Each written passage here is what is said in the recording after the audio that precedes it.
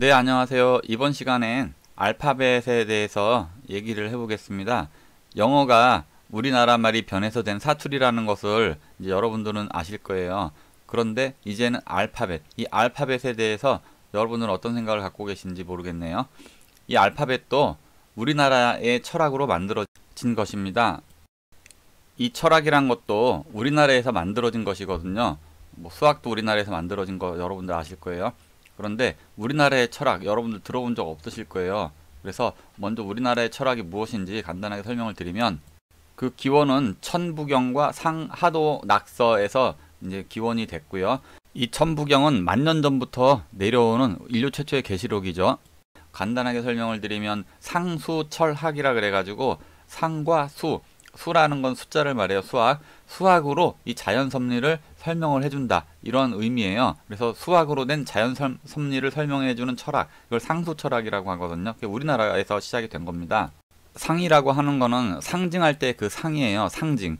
그래서 좀 더 깊게 들어가면 이 상이라고 하는 거는 내면의 생명력을 말하기도 하고 더 깊은 의미가 있어요. 신을 얘기하기도 하고요.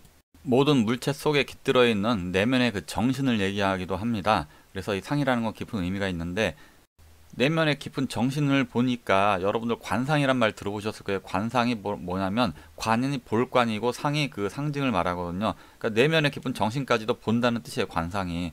좀 이해가 되실라나요?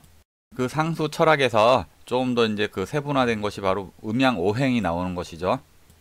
바로 동양 철학의 대표라고 알려져 있는 이 음양오행이 바로 우리나라에서 시작이 된 거예요. 그 음양오행의 기원이 바로 이 상수 철학이고, 간단하게 여러분들이 상수 철학을 이제 볼 수 있는 이미지가 있어요. 그게 바로 무엇이냐면 우리나라의 국기인 태극기입니다. 이 태극기에 보면 괴가 이렇게 건곤감리 괴가 있죠.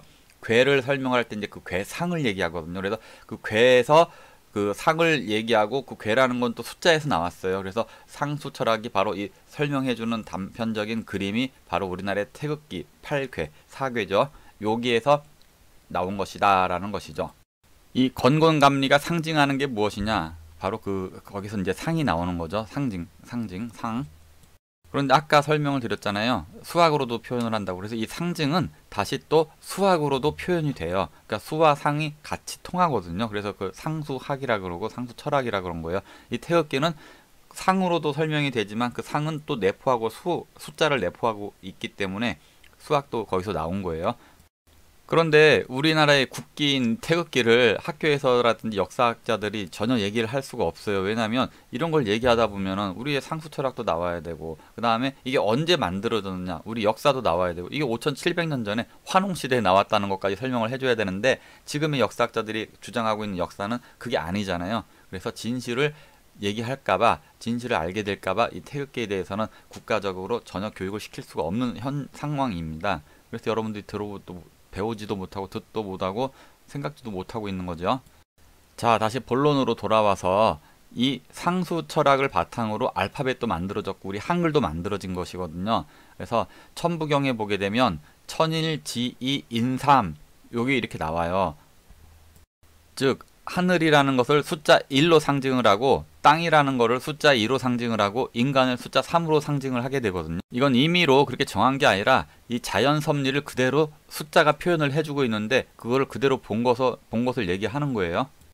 많이 들어본 거죠. 천지인 삼재, 바로 천지인 삼재를 1, 2, 3으로 상징을 한다. 그거를 이제 보고서 얘기를 하는 거지요. 그리고 이것을 다시 기하학으로 표현을 하면 숫자 1을 점 하나로 찍거나 아니면 둥그런 원을 그려서 표현을 해요. 그 다음에 3은 삼각형이 나오겠죠. 그리고 이 짝대기 두 개로는 도형이 나올 수 없잖아요. 그래서 두 개를 양쪽으로 이렇게 붙여가지고 네모를 만들어요. 그래서 이 네모가 숫자 1을 상징한다, 이렇게 해가지고 여기서 동그라미, 네모, 세모, 혹시 천원 지방 들어본 적이 있으실 거예요. 그래서 하늘은 숫자 1이기 때문에 동그랗게 원만함을 상징하고, 땅은 숫자 2로 상징이 되기 때문에 둘둘 이렇게 해서 네모, 방, 그래서 땅은 방정하다 해서 네모 사각형으로 표현을 하고, 사람은 3이니까 그대로 삼각형에서 이 원방각이 여기서 나온 거거든요. 천부경 우리나라 철학에서, 상수 철학에서. 그래서 이 동그라미 그리고 네모 그리고 이 세모를 가지고 문자를 만들어낸 것입니다. 우리의 상수 철학으로요. 자, 그럼 볼까요? 이 동그라미 하늘을 상징하죠. 숫자로는 1이고 이 동그라미로 만든 문자가 있어요. 그게 바로 O예요. O. 그리고 Q도 있죠. 그 다음에 C도 있네요. C는 이 동그라미의 반을 갈라놓은 거예요. 그 다음에 G도 있고 D도 있고 D는 동그라미를 반으로 갈랐는데 그 반쪽을 터놓지 않고 이어놓은 거죠. D도 있고 이런 식으로 숫자가 쭉 나오고 그 다음에 이 네모를 가지고 만든 그 문자가 뭐가 있을까? M도 있고 Z도 있고 N도 있고 그런데 이제 약간씩 변형을 준 거죠. 이 네모에서. 그 다음에 E도 있고 E는 오른쪽을 틔웠네요. 그리고 가운데 하나 짝대기를 더 붙이고 H도 있고 이런 식으로 F도 있고 네모를 가지고 문자를 만들게 된 것이고 그 다음에 세모를 가지고 만든 문자가 뭐가 있냐? A가 있네요. A는 이 세모에서 아래쪽 다리 두 개를 쭉 연장을 한 거죠. A. 그 다음에 Y도 여기서 나온 것 같고요. 이 원방각, 동그라미, 네모, 세모로 만든 우리 한글과 같이 한번 비교를 해볼까요? 어때요? 비슷하죠? 거의 똑같다고도 할 수 있죠, 원리가.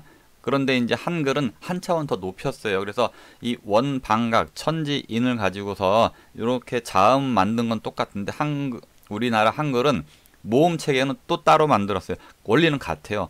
모음에서 천지인. 그런데 동그라미, 네모, 세모로 만들지 않고 하늘을 동그라미를 점 하나로 찍었고 그 다음에 땅은 으로 했고 사람은 이로 했어요. 그래서 모음 체계는 이런 식으로 점과 아래 짝대기, 세로 가로 짝대기, 세로 짝대기 이런 식으로 따로 만들어 가지고 모음 체계를 만들고 자음 체계는 똑같이 알파벳과 만드는 건데 서양의 알파벳은 우리의 자음 체계와 같게 만들어 놨단 말이에요. 같은 원리로. 자, 그래서 이 서양의 알파벳도 우리의 철학으로 같이 만들어졌다. 그러니까 이거는 한국의 철학으로 만들어졌다라고 얘기를 할 수가 있는 것입니다. 이제 조금 아시겠죠? 그런데 왜 여러분들은 지금까지 이런 우리의 철학을 듣도 보도 배우도 못했는지 여기에 대해서 여러분들 문제의식을 가지고 우리 걸 알아야 될까요? 몰라야 될까요? 예, 당연히 이제는 알아야 되겠죠. 그래서 우리 역사를 알도록 여러분들께서도 노력을 해야지만이 될 것이다 라고 생각을 합니다. 자, 감사합니다. 이상으로 마치겠습니다.